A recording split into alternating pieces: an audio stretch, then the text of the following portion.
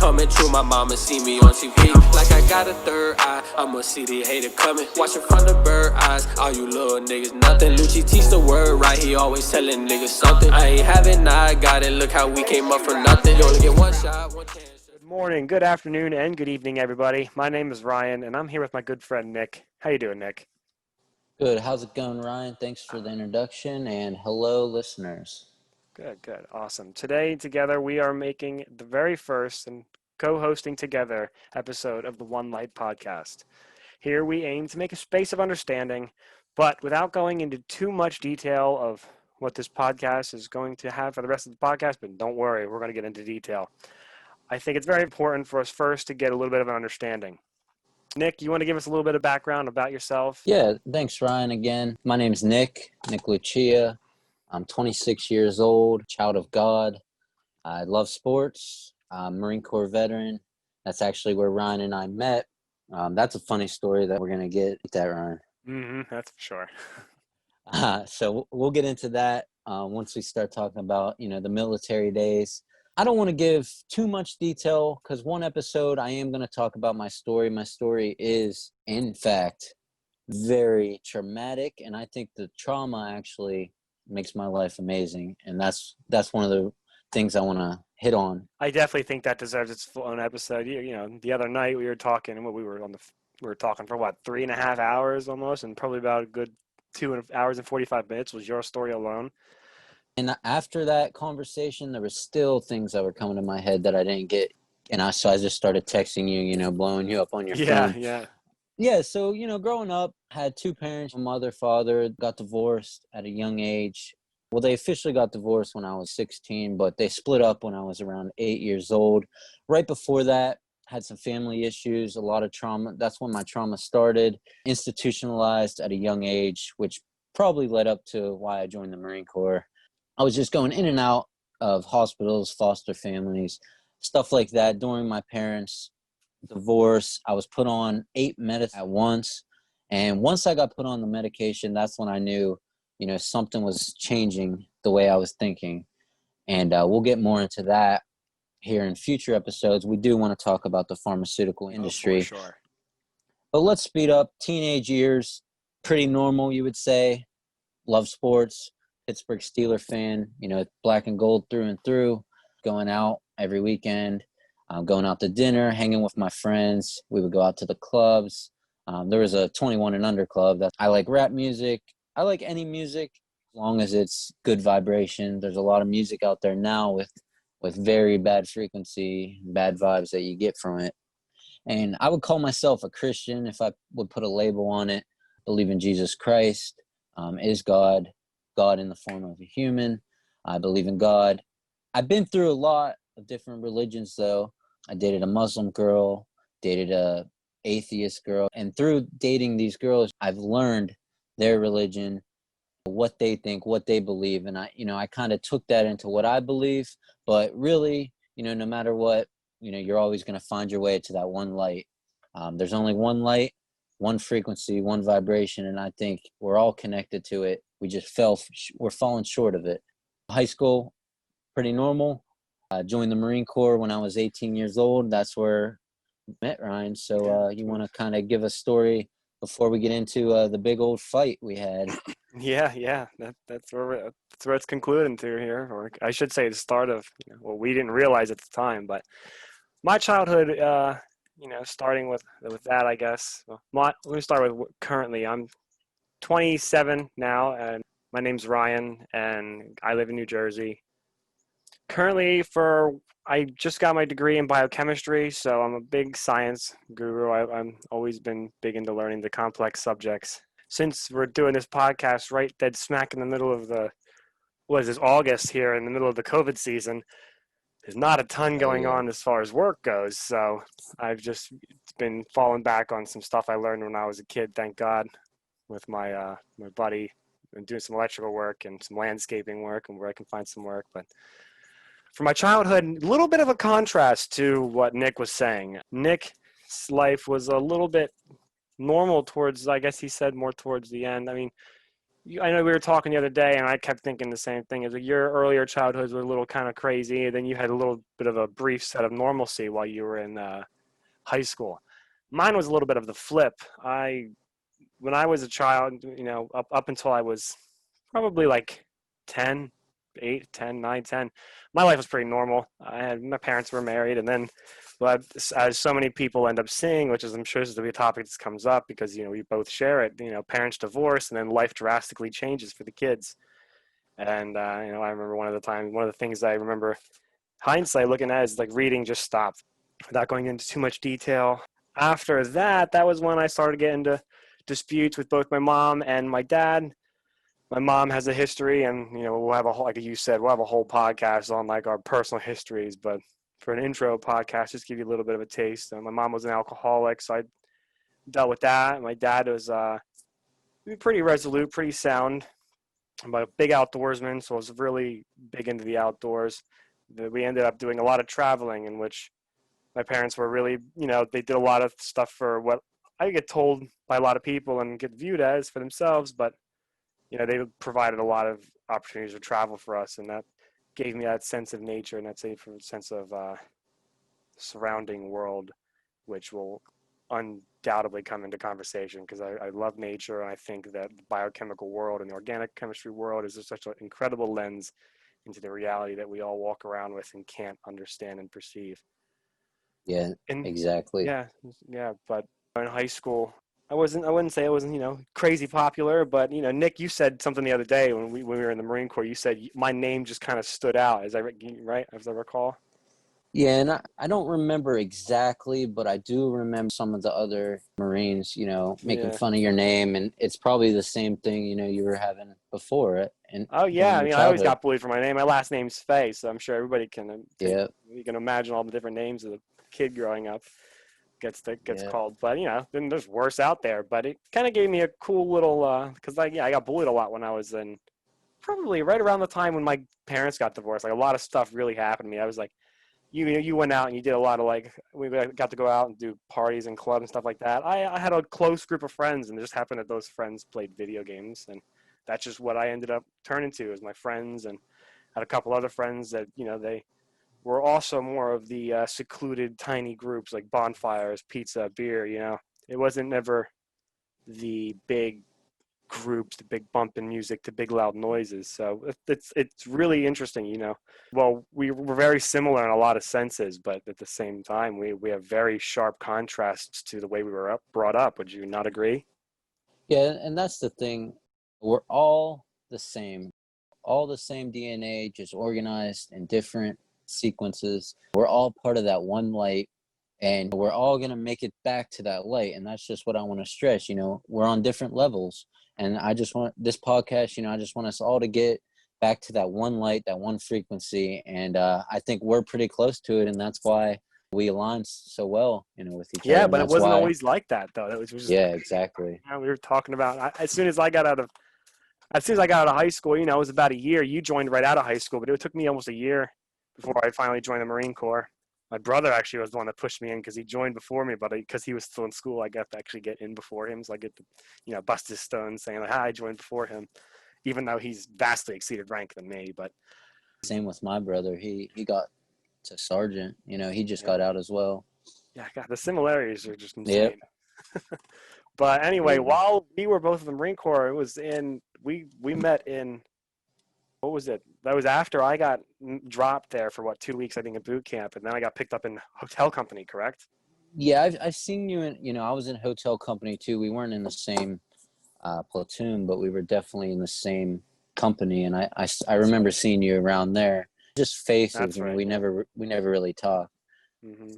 Yeah, you don't talk too much between platoon. You don't talk too much in general. I looked like 90% of the other recruits there, just saying fitting in, you were a little bit taller. So you were, stood out a little bit more, Hmm. Well, I height wise. Yeah. I got dropped from my first platoon because they thought I had a stress fracture. So they dropped me from my platoon.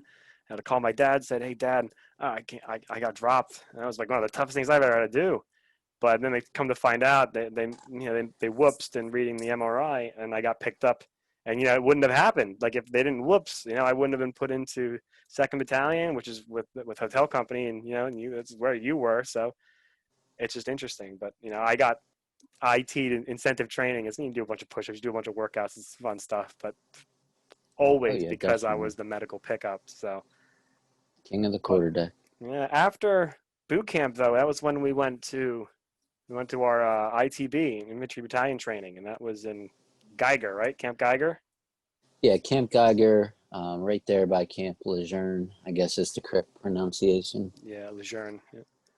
But that was there where we were in holding there for a while, so like we kind of knew of each other around that time, right? Because that wasn't when, like, we just didn't really associate too much. I can't remember exactly, our first conversation, but I'm sure it was actually at the PX. I'm thinking it was at the PX. We were talking right outside there. I think that was one of our first encounters. But I was trying to think, the other day after we had our long phone conversation, the exact moment we met, but I can't really recall. But it doesn't really matter. Yeah, it doesn't we matter. eventually started talking. You end up talking to everyone in your platoon. For the most part, 99% of them. You're like brothers. You have to know, everything about each other. Mm-hmm. At least when when you get down to the platoon level, I know it was still like kind of company level there. Still a lot more Marines can't really connect with each one, but that's the point. We're all connected and we're all going to find our way to each other. Right. Well, it was right after that. Then we went to security guard school, BSG, and that was when we ended up. We didn't like each other then. That's safe to say.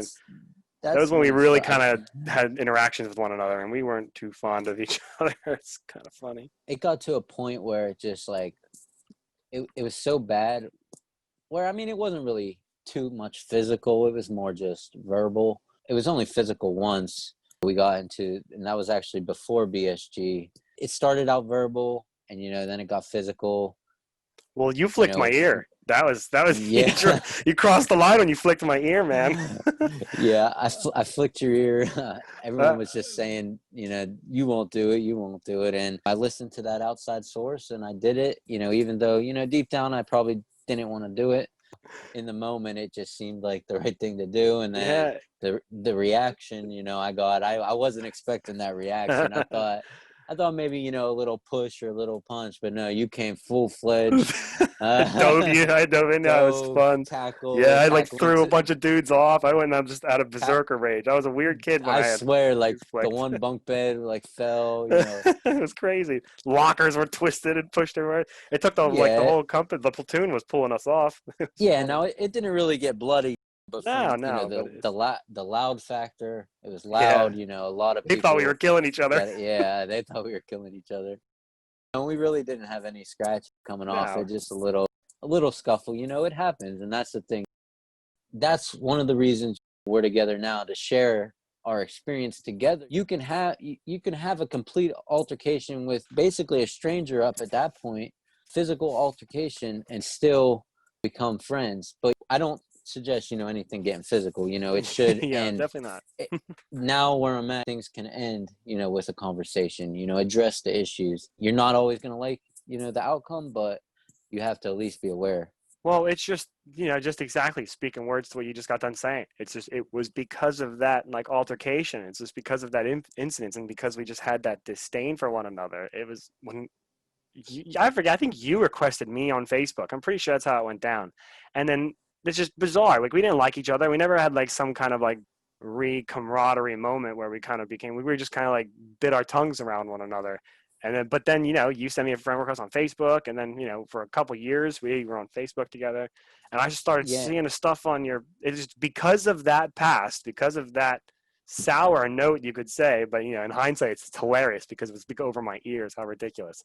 But because of that sour note, it's like you stood out every single one of those posts, and every single time it's just I kept reading what you were saying and kept seeing we agree on a lot of stuff, and it's I like how he's thinking outside the box.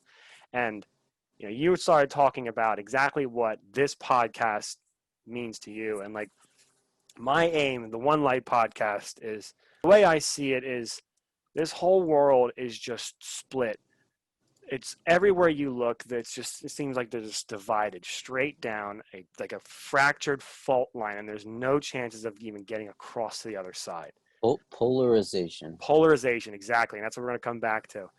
And it's just, I feel like it's this polarization, this division is it's at a very fundamental level. Like even the difference between light and dark, right? That's a very rudimentary way to put it, but whether it's among the people and the ideas and the politics or the religion or just what colors, or just, we were talking about gangs and stuff the other day, and how colors are so meaningful. It's just the division are just so rudimentary and so fundamental, and we don't think together that that's the way this world is supposed to be. We don't think that that's not the way it's supposed to operate.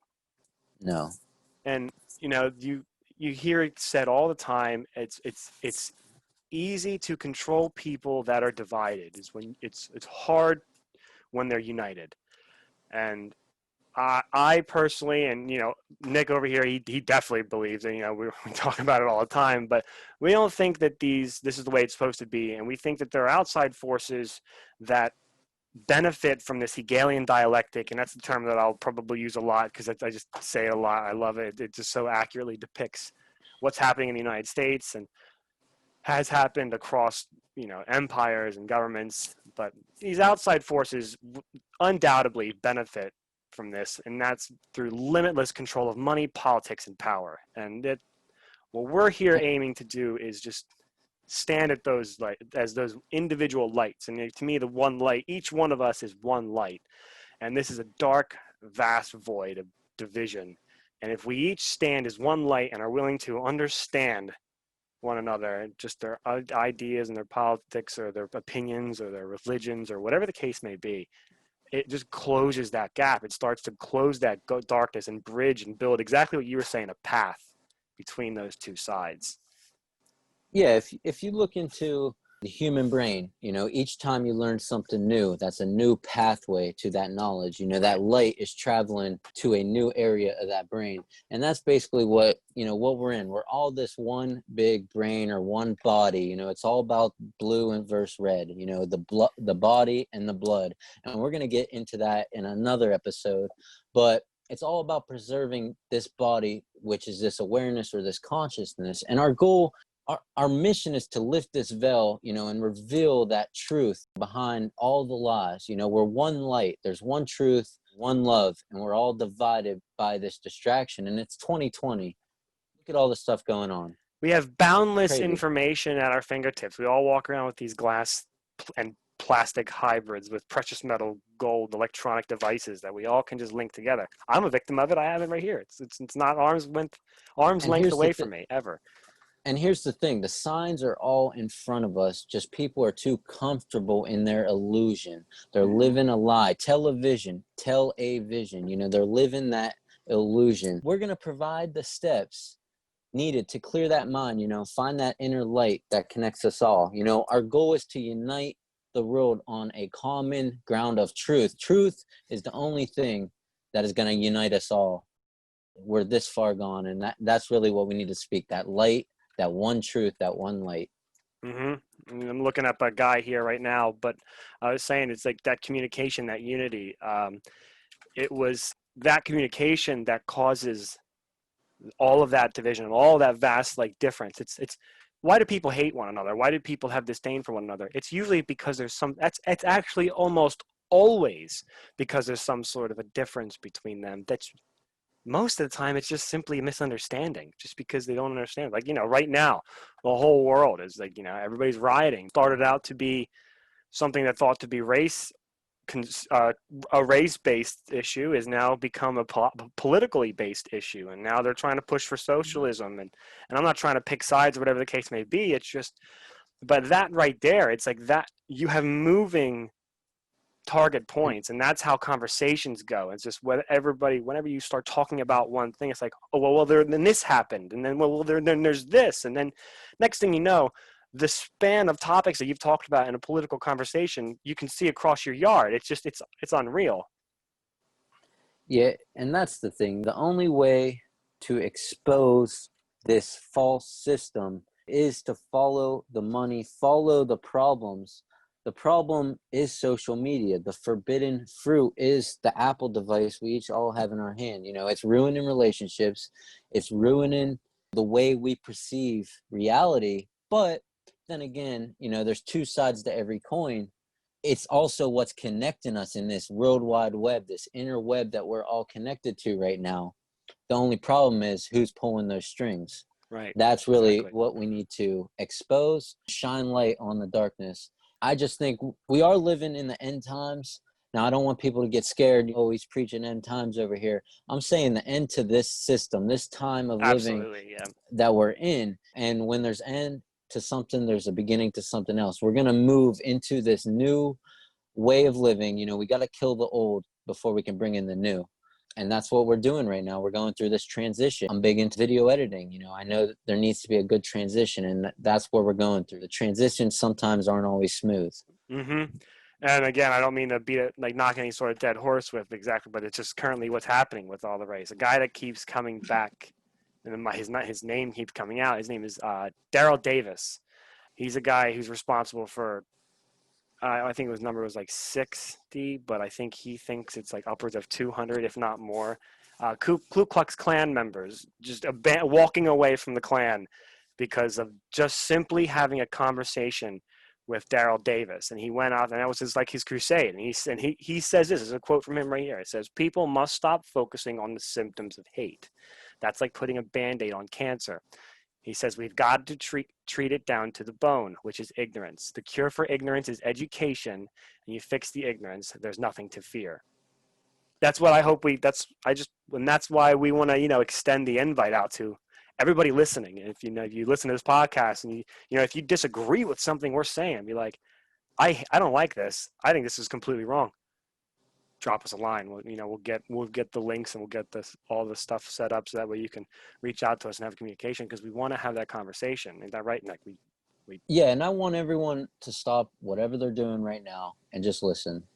Share this podcast. Get the word out there, because the more people on the same frequency, the more it's going to change our reality. And that's the biggest thing, getting the truth. Everyone needs to know the truth. We got all these platforms of social media. Let's use them to our advantage. Instead of letting them control us, let's control them. Absolutely. Absolutely. And there's going to be so many different topics that we're going to talk about, and it's not going to be just left or just right. And we kind of want to try to do our absolute best to abandon those ideologies, that left and the right, because that's the polarization that we're trying not to move towards.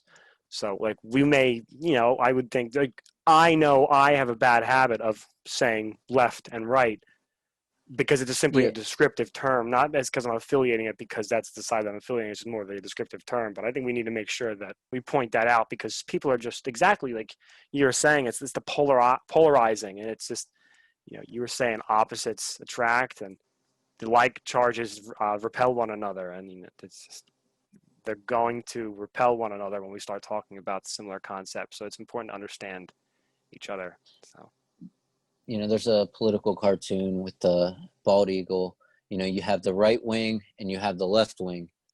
People either see the left or the right wing, but they're not looking at the body, which is holding both the left and the right wing there so the eagle can fly. As we're traveling through space, through time, through, these emotions, this energy and motion, as we're traveling, we have to be that whole bird together, the body of Christ, that whole body with the blood flowing through us. We can't be polarized to one side or the other, or what's going to happen if that one wing is heavier than the other wing? The bird's just going to fall and not fly. Mm-hmm. And there was this dead bird. Well, it wasn't completely dead. I actually saved the bird's life. Came into my shop the other day. Oh, really? I guess it hit the window because I heard like just a thump. And I just saw it there. The one wing was like broke, it looked like. So, and the bird was like gasping for air. So I gave the bird a little bit of water. Bird like opened its eyes, gave it a little bit more water. I could tell the bird needed this water and was thankful for it. So I grabbed the bird, took it outside. That water gave that bird enough energy to fix that wing and fly. And I'm not taking complete credit for it. God saved that bird, but I'm just saying I helped get that bird to where it needed to be. We got to help each other get to where we need to be. And that's what this podcast is about. Yep. Even if the bird just simply needed a place to rest where it couldn't panic, you giving it that water, just let it relax and have it's just. We're 70% water, and oxygen is in water. We're going to be talking a lot about science. I want to connect science and spirituality. A lot of people think it's one or the other.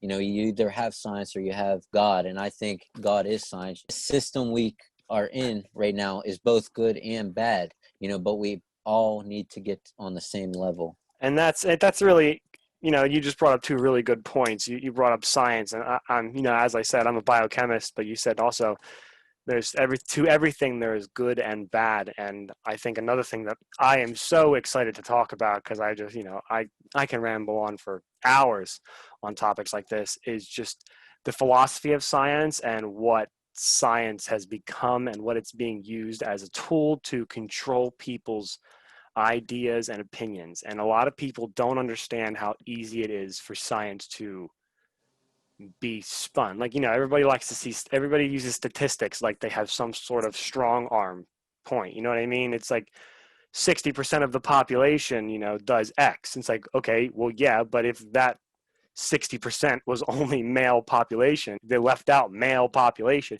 and that statistic becomes vastly different. I'm not saying it's to that rudimentary level, but that good and that bad, that is ubiquitous across everything of this life and this reality. I can take my shoe.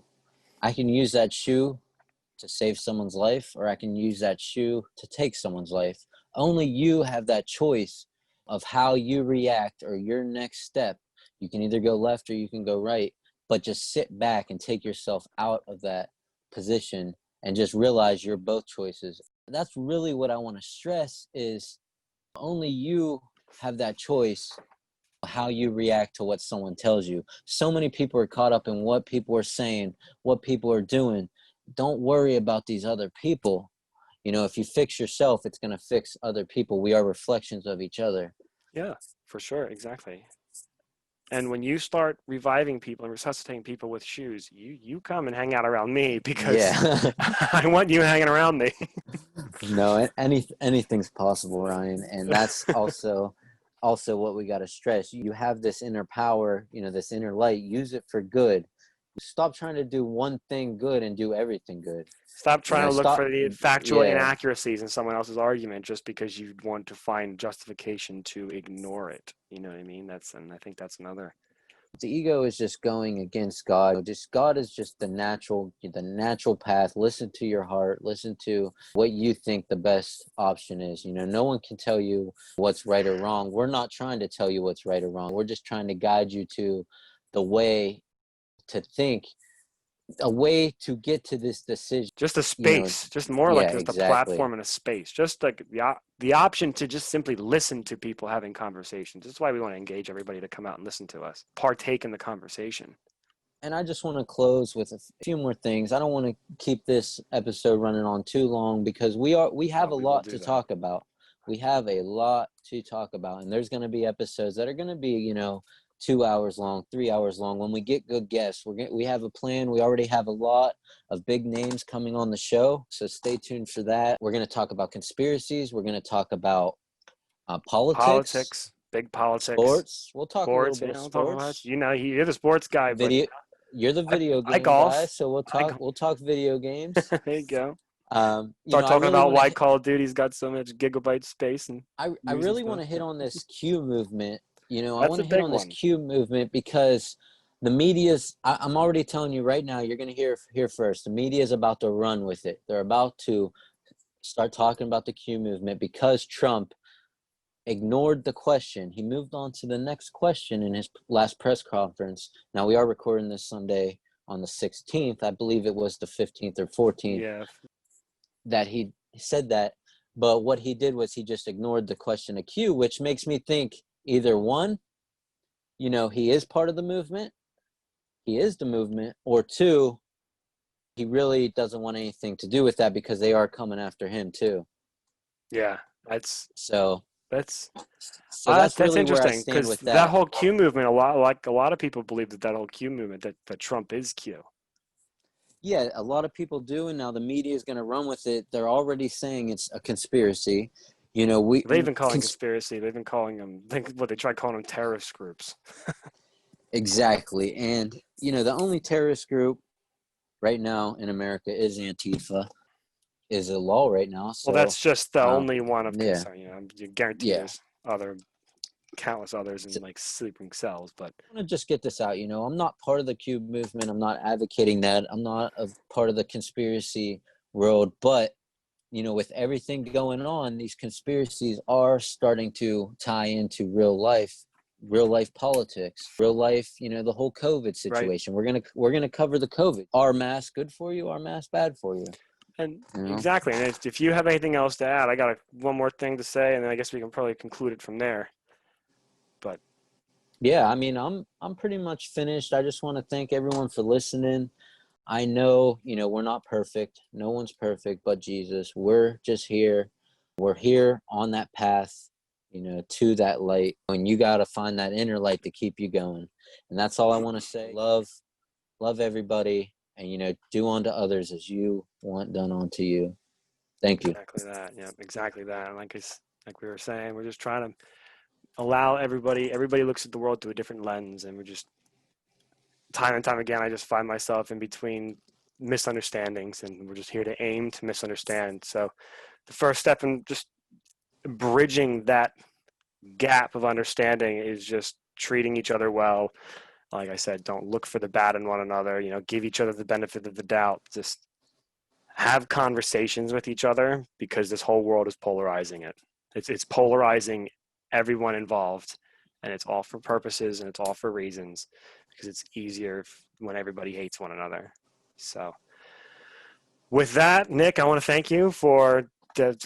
Sounds like an awesome podcast. You know, hopefully we'll use it, and then you know we'll listen to it again here. But again, I want to thank you for a great podcast, and we hope that all the listeners that get to tune in and they enjoy it, and we hope that we get feedback. Please give us feedback. We want to know if we absolutely suck, if my voice is too squeaky, you know, if Nick sounds too sleepy. You know, let us know. We don't care. We Yeah, just want to hear feedback. we take all feedback, good and bad. You know, that's the only way to grow, and that's really it. Thank you guys. Would look awful, awful. I guess oxymoronic if you're talking shit on a whole bunch of people that are trying to spread positive vibes. But Yeah. we'll stick with it from there. Hey, All right, everybody. it's 2020 though. Yeah, it's 2020. So Nick, thank you again. You know, tune in next time. We'll get a schedule. Hopefully this will get live soon.